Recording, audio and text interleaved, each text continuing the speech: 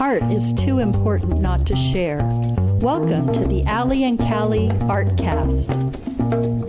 Hi, I'm Allie. And I'm Callie. Welcome to the Artcast. Yes, welcome. We are still in Sandpoint, having such a good time. It's a sunny day. Yes, it's beautiful, and we just had another great meal and a good time and had great conversations. Little shout out to Ponderay Winery for making us feel very welcome. Yes, exactly. What a great day. What a great we kind of had a little work business trip with this trip to Sandpoint. But everything's been so delightful and just a nice little getaway. And let's just remind people from Coeur d'Alene, it's like 40 minutes away. It is not far.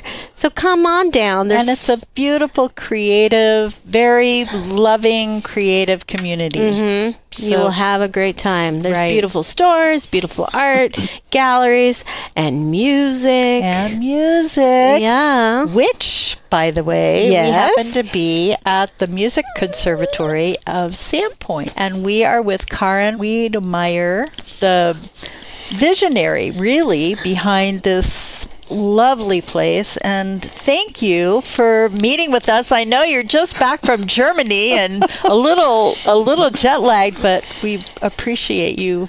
My pleasure entirely. Yes. And thank you for trekking up here to Sandpoint. Absolutely. It's happening in Sandpoint now. So yes, it is. I know, right? It is worth a while. Come on up. So my background is, I was born and raised in Germany. I came to the United States to go to UCLA. I was in my doctoral program in archaeology, and I have a degree in history, but my passion really was music, and I studied voice next to it. And then when I had to make a decision if I wanted to actually proceed with a doctoral program, I decided that I was an opera singer. And the head of my department actually heard me in the production and said, you need to go and sing. Ah, that's You great. can dig bones later. You could do that anytime.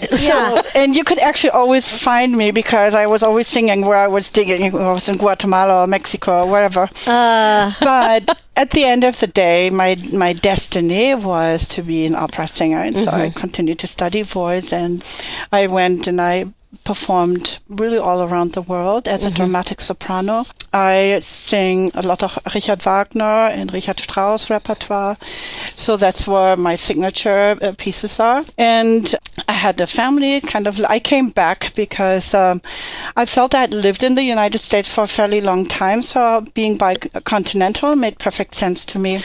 My husband and I, we started our family.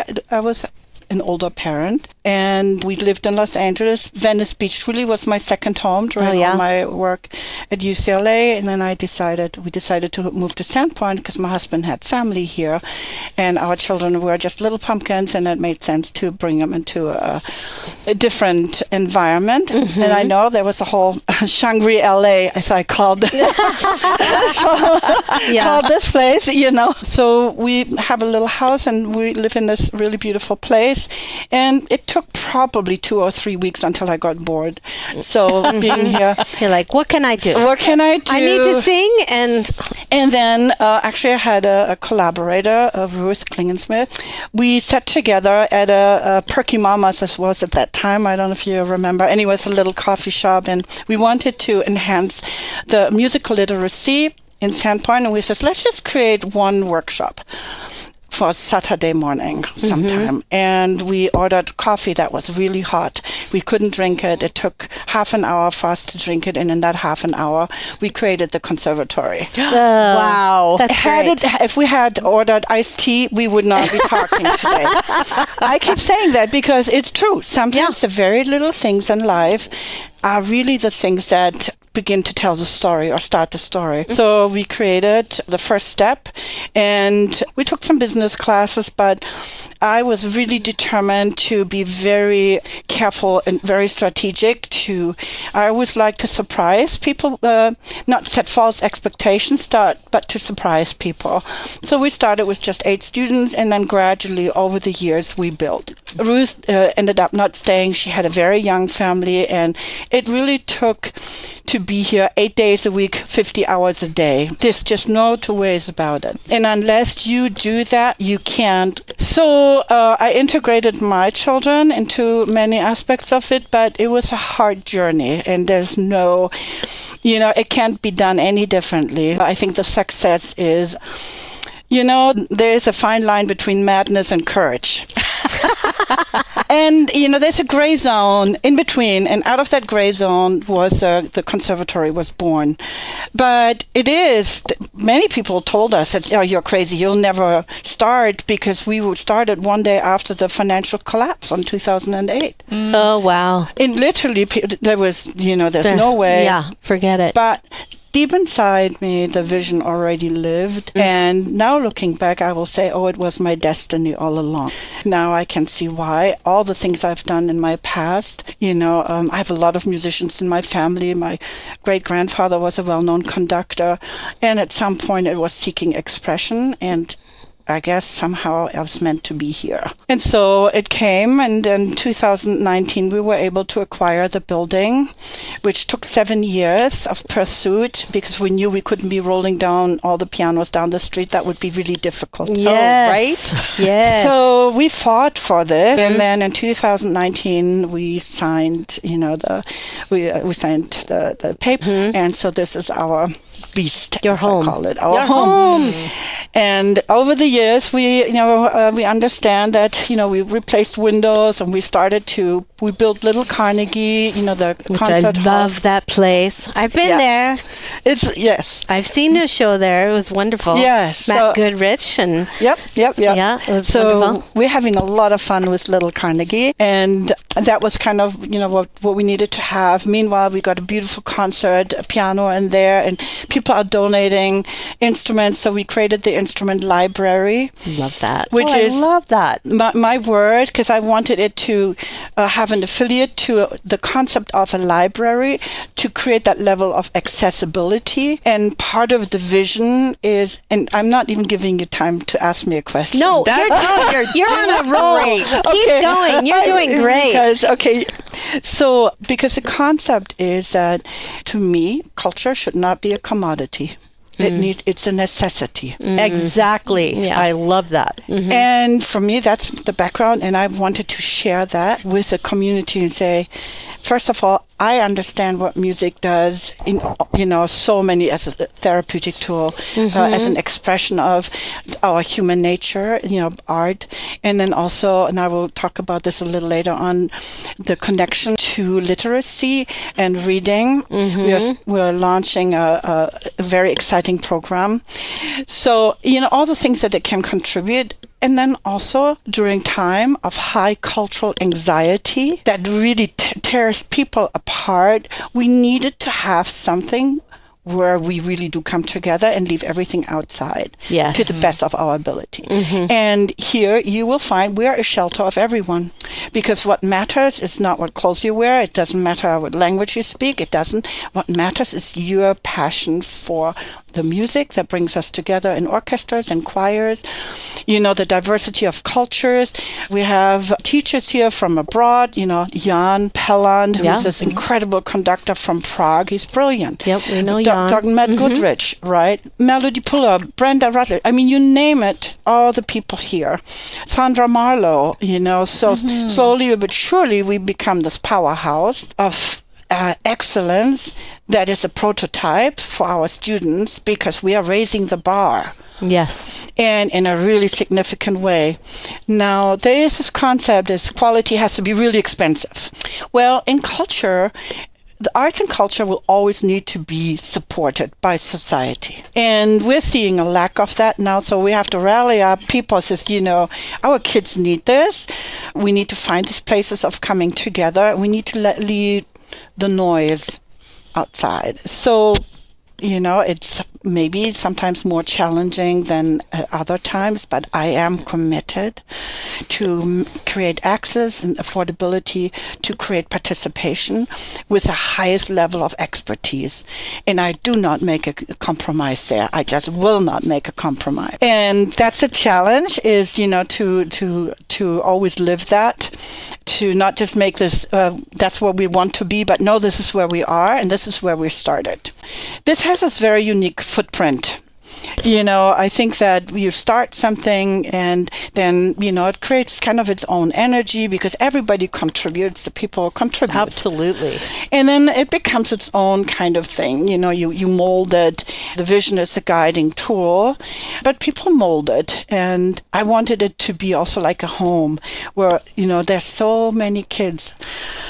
Oh, dear Lord, this is another podcast. There are so many kids who need this, like so desperately. It's amazing. Exactly. They're artists, they're heroes. They're not necessarily soccer players, or they may not function in mainstream education, but they are heroes. And once they discover they're not failures, they're the opposite. And I will make the statement, and everybody can come and yell at me. I will say ADHD actually is often connected to huge talents. Oh, yeah. Oh, I agree. In huge talents. And if we just give them medicine and not actually treat or give them the opportunities they celebrate, we're taking away. But I've had so many kids here who say, oh, they don't sit still. No, because they're hearing or they're seeing something or they're memorizing. They're thinking. Their brain is working. Their brain is working. So that is, we're turning 17, so we're not too far away from 20, really. Right. So I've talked to hundreds of parents. I do all admissions conversation. So many children that I've seen who started, I don't know what to do, I can't do, and then they discover, oh my God, I didn't know I'm such an incredible singer. Or, oh my goodness, the stage is mine. And then that changes them because they no longer feel like a failure. They feel like oh wow, I'm a hero, actually. I can do these things. So that to me is incredibly rewarding. And this is why I say, 17 years. I feel those 17 years. It's hard. It takes this incredible dedication. But I've built a really wonderful team. We have wonderful teachers, and it's a privilege, I feel, to be here and to translate that vision into reality for everyone and to see these kids thrive. Yes. Yeah. And that is, and to generate the understanding, because we always want to cut out self-expression, especially. Right. We want to say, oh, no, art is not important. We'll only need to focus on math because we are drifting towards AI. The human expression, right now, there's a sense we don't need the humanities. We don't care about humans anymore.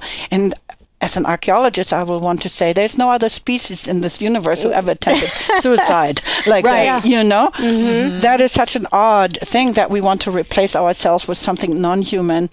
In so many ways is odd. And parents feel that, I think, and they want their kids away from the one-dimensional learning environment, and that we need to celebrate the human connection. And our students here, most of our teachers have been here for over 10 years. So I'm talking about friendships, and they graduate and they keep coming back. One of our singers, she won for our first international voice competition. One of our pianists he competed to students who were 6 or 8 years ahead of him, and he made it into the finals. So, we're seeing students really celebrating their craft, but we never generate the message of competitiveness. Right. We generate the message of collaboration. Yes, and I love that. And it's important because right now we live in a society that's, in everywhere. You see it in politics, you see it in geopolitics. It's all about competitiveness. Who's better? Who's better? But the holy grail to us is actually collaboration. We can, as a society, we can only survive if we collab. And that starts from the ground up. If they want to compete in soccer, yes. But here, I want them to form groups. I want them to do music together. I want them to support each other. One student competes. I want, you can come along. It's never to point one student against the other. And for them to appreciate life in that way, they can do incredible things and be incredibly successful without buying into the winner-loser kind of concept. They're all winners in their way. Absolutely. And that level of collaboration is part of the vision. did I ever think, wow, it would be so critical to really make sure our students understand that we are here about collaboration. Right now that is even more important than ever. Right, I agree. Because people compete for everything right now, and they need a place where they don't. Right. Where they can just celebrate their craft, they celebrate the relationships, with teachers. And they can come here, and there are snacks. We work with the food bank. They're collaborators, and so they are bringing food on Thursdays, like boxes of bananas this time. And then our students come here. You can do your homework. You can sit there, eat a banana, drink a hot cocoa, whatever. I did notice that the sign says, please only take one. Yes. That shouldn't be for bananas, so I put a big box out there. But sometimes the food bank, is generous, and they put very attractive food out there. We know you're hungry while you work, but just try to. I mean, nobody's really counting, but I know. I love that, though. I thought that was really funny. And it's just kind of creating that home feeling, but not to eliminate expectations. But, you can come here and relax. You can spend time here. You can meet like-minded kids. You can talk to each other. And you can be inspired by what you hear. Yeah. You may hear a flute. You may hear the orchestra and say, oh, and what's that piece? Or, things like this really happen more in an institution like this, not so much in a single studio. That's what's the real difference. Yeah. I love that even when we walk by, we could hear the music. Yes. And I was like, this reminds me of college. I got my degree in musical theater and was classically trained many moons ago. So this gave me that feeling of like walking through and seeing all the studios and just going, I remember those days, and just hearing warm-ups and different musicians playing in each room. And what a great opportunity for all the kids in this area. It's a smaller town to have this amazing opportunity. Right. So here's something that you might enjoy hearing is that I would say 8 to 9% of our students are adults. Really? Returning adults. Oh, I love that. We have our oldest student. How old is he? 94. Wow. He plays flute. The last time he played flute was when he was 18 years old. And then he came back before COVID. I think he was already 86. I love it. And he got to play with Denis, beautiful duet. He never thought he could achieve that. Then COVID happened, so he stopped. Yeah. And I wasn't sure if he was still alive. Yeah. I was worried about him, and then he came just back. a couple of months he came, and he's taking lessons again. I love that. And I think, great. Yay. So, that's awesome. And that's part of, we have this huge after-school program, Music Matters, right? And the Music Matters is where the orchestras are, musical theater, opera. So I have an opera company, Bel Canto, that's affiliated. And then NIPH is an orchestra that's here under Jan. So these are all part of the afternoon. And then we have theater in the school program with LPOSD. We are there twice a week with percussion and with choir. And they're performing twice a year. So the next Children Performing for Children performance at the Canada every year is when all the school kids come, grade 4 and 5. I bet that'll be a great concert. Yeah. So this year is Karl Orff, and we're performing Camina Burana. Oh, nice. I love that one. Oh, boy. So, such a good one. So I know where to find you. Yeah. I'm recruiting singers, and I need recruiters, and anybody wants to sing. That gave me goosebumps. Yeah. I haven't sang opera in many moons. But Camina Burana is very accessible to anyone, really, right? If you have singing in the background, you can handle Camina Burana. So I'm going to try to get 60 singers to join. How fun. And I will want to call out and say, would you like to join? And do you know others who want to join? Oh, yeah. That's fun. And that's in August. August. Okay. Well, I am pretty impressed with the amount of talent that you have, providing the classes, providing the mentorship. We know Matt Goodrich. He's awesome. Yes. And Sandra Marlowe also. And so the fact that you are aspiring to excellence just to present this to the students, whether they be young or old, is brilliant. Yeah, and it's really fun to see. We've had a lot of parents who gave up their instrument and says, well, what could I do? We invite them into the orchestra. We invite them into the ensemble choirs. We invite them to participate, and they really love that. Some take lessons again, they still have their instrument, and they just needed an opportunity to participate. So, and that's what we do. We have an Arts Access scholarship program. So we want to be sure everybody can join. We help to the best of our ability.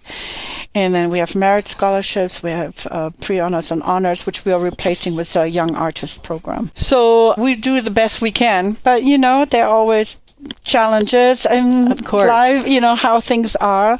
But life would be boring to us if there were no drama, right? So, Looking to bring big flavor to your next event? Scraps Barbecue has you covered. From golf tournaments and sporting events to corporate gatherings, weddings, and family celebrations, Scraps Barbecue delivers unforgettable food wherever you need it. Their commercial kitchen can be on site, or they'll bring a fully catered meal straight to you. Known for their authentic Santa Maria-style tri-tip and crowd-favorite tequila lime fish tacos, Scraps Barbecue can customize a menu for groups from 20 to 2,500. Book your next event now. Email Kevin at scrapsbbq.com or find Scraps Barbecue on Facebook. Scraps Barbecue. Real flavor, real fire, real good times. Need shirts, hats, signs, or stickers? If you can dream it, Pyramid Printing can print it. For over 25 years, Pyramid Printing has been a Coeur d'Alene favorite for screen printing, embroidery, banners, and more. Big job, small job, no problem. Just give Eric a call and let the local pros take it from there. Email info@pyramidprintingcda.com or call 208-664-0254 or visit pyramidprintingcda.com. Pyramid Printing, printing made easy and done right. The building was 1910, right? So we've been here since 2019. Right. And a little while ago, a couple of years ago, Nancy Rank came, and she was a local historian, and she told me that we were not the first conservatory. Oh, really? And that was, I think, exactly why I said, like, what? I said, because he said, yes. So in 1909, a conservatory had opened in Sandpoint, and I thought, well, during 1909, there were maybe 5 conservatories in the whole United States. This was a little mining town. How would that be, right? Wow. And it was across the street, so it wasn't in here. But I thought, that's really incredible. So then I researched it a little bit, and then 2 years ago, a gentleman said, well, there's an estate sale, and the original opening sign for the conservatory in 1909 is for sale, or for auction, and you should go there. And so I went, but I didn't get there right in time. I had never been to an auction before, so I had number 72, so there were 71 people who could possibly auction this off. And there was one person, but he saw blood in my eye. And I ended up singing out there, so I can show you. Yeah. And then we discovered that we had opened on the same day, September 21st. Oh. Wow, that gives me goosebumps. And I thought, oh, wow. And then we also discovered that one of the early participants was a Norwegian opera singer, Olivia Dahl. And so I said, okay, that's too much of a coincidence, right? This is really no destiny for sure. So I created an opera, Olivia Dahl, last year for Halloween. We rose her up, right? So we had an opera event, and that was really fun. So whenever the lights flicker, we know she's here. Oh, I love that. So she's just kind of, is part of our staff. Yeah. Right. In so many ways. We own the building, so we realize that it's a very big responsibility. And here I want to do a shout out for anybody who feels compelled to come on board and help us achieve our goal to bring the bell back up. Oh, right. So we have all the engineering done, everything, and we found the bell. And was this 3 years ago? I he says, well, we need to see if we can find the bell. And we worked with the museum together, and they put in, with the Daily Bee, a big article. Do you know where the bell is, the original bell? I was on my way to Costco with a check to buy toilet paper, which was also a task in itself. Right. And so I knew I needed to spend a certain amount of money for toilet paper. Well, I was just gone when I received the phone call that we found the bell. Oh, wow. That's incredible. So the bell had lived on the exit of the 90 at Medical Lake. There. And there was this big antique kind of estate that was alongside a highway. And it also had like a spaceship on it that people knew. Yes. I know exactly where that is. Yes. Everybody has gone by I've seen it a million times. Correct. Yeah. Well, right next to it was a bell. Oh. And I had seen it a million times, but never had I thought it was our bell. Mm-hmm. That's crazy. Oh, my goodness. So they called him, and he said, no, bell collectors are particular. He didn't want to sell the bell. But then he says, tell him that we need to bring it home. It needs to come home. And he said, okay. So I didn't buy toilet paper. I went to buy the bell. And it was, and I didn't regret it. Good. So the bell now hangs in Lakeview Park, right next to the caboose, near the building where the museum is at. It's a big deal we do want to hang it back up because I feel it belongs here. Mm-hmm. So we have to change a lot of things around. So we have to put extra beams in to reinforce, the roof. And so it'll be a big conversion to turn this building back at what it used to be. We're going to turn the time back on it. I love that. And we're going to create this recreate this really beautiful portal, with the wooden doors, and make it a real, you're going to walk through history. It will have the modern amenities, and as far as being energy efficient, these buildings absolutely have to be to make it into the future. Sure. Yes, absolutely. And so I talk a lot about, other community members of how important it is. We can't protect historic buildings if we make them not energy efficient, because you can't live in it, because we know our energy prices go up. So that's kind of, what we're working on with the building. And we're always looking for people who say, I want to help you accomplish this. This is a significant building in downtown. Sandpoint is no longer has been discovered. Yes. It's no longer the best kept secret. Right. And this building should be the Bell Building. Building you go to hear fabulous music. We want to interact with the community. We raise our doors. We want people to hear this. Celebrate the people who live here, people who come here, hear the youth. Culture has interactive moments, right? It should interact, Yeah, right. Heather Peterson had her gallery pictures here. We work together with POAC. And so, and the more you can get people to interact, the more they stay in downtown, and the more they engage with the business, and you become a hugely viable aspect of the downtown economy. And that's kind of how I feel I can support, stabilizing the economy, because we have to, snow is a variable now. Right. Everything outside is a variable. And so the more legs you have your economy to stand on, the more solid and resilient your downtown will be. Right. And resilience is really important. So we are moving through, all of these challenges to not have the school swing like this, but I try to keep it really steady, kind of like a starship, avoiding swinging around asteroids. Right. No, we're not going to raise our prices like this. No, we're not going to do this. We want parents to say, okay, I can afford lessons now, and I will be able to afford lessons next semester. So, that's why it needs to have a predictability.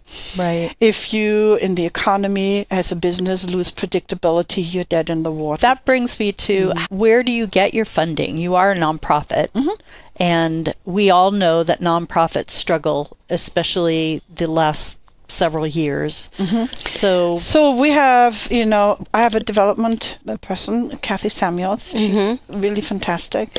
For one thing is, over years and years, we have a group of supporters. They look for the same thing, and that's sustainability. Anybody who gives something in one way or another it's an investment. It's an investment in the future, and you don't want to invest in something that you know is going to perish. Right. So it's good for us because we've been here for a long time. The school stands on 3 pillars. So we have tuition, we have private donors, and we do fundraisers. So there we're very active, and then we have our events too that now the tickets and so are helping with programs. But building relationships over years and years and years, that they come back and say, we trust you. Right. We trust you. We know whatever we give you will be there in use next year. And that does not happen ever overnight. No. Right. No. It doesn't happen overnight. And people here who have been here for years and years, that also generates a message when we go, when we write grants. We had someone say, for big grants, I can't believe how your retention rate, that's incredible. People see, all of these turnovers, and I am absolutely not in favor of that. So I absolutely want people to be happy here and comfortable, and we do our best to retain. And many are just, the human relationship is what dictates what we do. Of course, do we have contracts and all of that? You have to abide by those. But I'm more inclined to say, oh, you need a day off, go take your day off. Or you need to do this, go do this, rather than be hardcore. And also with our students, I want a person to internally connect, to feel inspired to do their best. If I have to tell somebody to do their best, it's over. I want you to say, I love what I do. I want to do my best. Can you help me? And says, yes. Right. I can help you, but I can't tell you to do your best. I don't want to tell you to do your best. No talent walks by my door unnoticed, ever. That's just one of my contributions. I love that. So when somebody walks in and I know within 5 seconds, then within the conversation, I can point towards the wealth of their gift. And when that revelation comes, then they're like, oh, I didn't think about it. And then let me try. And then to get them excited about this. And then the rest is just natural. Right. That's great. Well, let's talk a little bit about what upcoming events you have. So we have the Serenade, which I realize the announcement will be later, but look for it in fall again. The Serenades are really wonderful. Well, our staff is performing. Yeah. Then on April 24th, we have an opera event, and we'll be 3 singers, and we'll just throw a lot of really fun opera scenes at the audience. Our guest artist will be Max Mendes, who's a wonderful baritone. We love Max. We love Max. There you go. Yes. So Max and myself and Brenda will be creating a program. Nice. For sure. And will that be performed here? Yeah, we're going to go Here. to Little Carnegie. Okay. Yes. We got to go Because see that. sometimes you perform at the Canada. Yes, and we Yes. will do that in fall. That's on the schedule. Then the Children Performing for Children on May 6th, I believe it is. It's a Music Matters program, a must-do. I believe on March 29th. We are doing the Stabat Mater because it's Palm Sunday, and the Handbell Choir at the First Presbyterian Church. Oh, nice. Yes. And we do this every year. We do different editions of Pergolesi's Stabat Mater. It's a glorious, beautiful piece. So that will be fun. And then I can't help myself but talk about Camina Burana because, we are getting ready for it now. I'm recruiting singers. For anybody who's out there, and I know you, I know how to find you. Callie's got I might have to get my vocal warm-ups happening. We are looking for singers who've either sung it or are willing to learn it. It's actually not that difficult. Going to performing with Jan Pelland conducting a wonderful orchestra. Jan. That'd be so fun. So, yes, you know, and I think that will be really, so that's August 18th and 19th. And it looks like, it's so far away. It's not. No, it'll be here before we do it. So for anybody who's interested, they should contact the Conservatory at 208-265-4444 and let us know. I'm beginning to build a roster for, all singers. Oh, good. And why don't you, Mm-hmm. at this point, just tell us what your website is for people that might be interested in just exploring what you have to offer. Sandpointconservatory.org. Sandpointconservatory.org. Got it. You'll find us, and you also find, contact information. we're easy to find at this point, but we did Beethoven's Ninth, the Ode to Joy, the complete works last year. And I love that one. Fun.